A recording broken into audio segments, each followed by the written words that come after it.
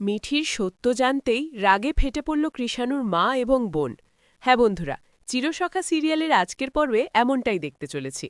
গল্পের শুরুতেই দেখা যায় বাড়ির সবাই তখন বসার ঘরে একসাথে ছিল। পরিবেশটা ছিল বেশ অস্বস্তিকর।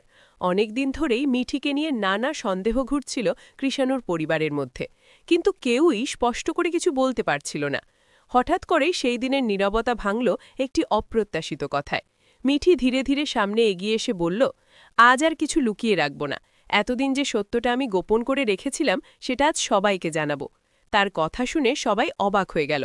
কৃষাণু বিস্মিত চোখে মিঠির দিকে তাকিয়ে রইল, কিন্তু মিঠির পরের কথাগুলো যেন ঘরের পরিবেশ এক মুহূর্তে বদলে দিল।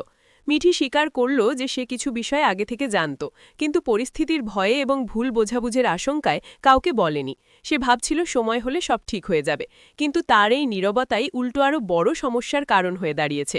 মিঠির কথা শেষ হতেই কৃষাণুর মা আর নিজেকে সামলাতে পারলেন না। রাগে গলা উঁচু করে বললেন, এত বড় কথা তুমি এতদিন লুকিয়ে রাখলে, আমাদের একবারও বিশ্বাস করতে পারলে না? কৃষাণুর বোনও ক্ষোভে ফেটে পড়ল। সে বলল, তোমার এই গোপনীয়তার জন্যই এতদিন ধরে সবাই ভুল বোঝাবুঝির মধ্যে ছিল। ঘরের ভেতর মুহূর্তেই উত্তেজনা ছড়িয়ে পড়ল।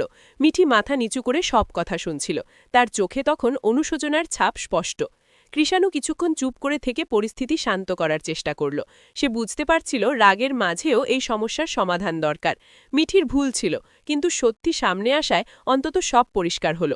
সেদিন বাড়ির সবাই বুঝল, কখনো কখনো একটি লুকানো সত্য অনেক বড় ঝড় তৈরি করতে পারে, আর সেই ঝড় সামলাতে গেলে দরকার ধৈর্য, বোঝাপড়া আর সঠিক সময়ে সত্য বলার। আবার দেখা হবে পরের ভিডিওতে। ততক্ষণ ভালো থাকুন, আর ভিডিওটি দেখে ভালো লাগলে অবশ্যই চ্যানেলটি সাবস্ক্রাইব করতে ভুলবেন না।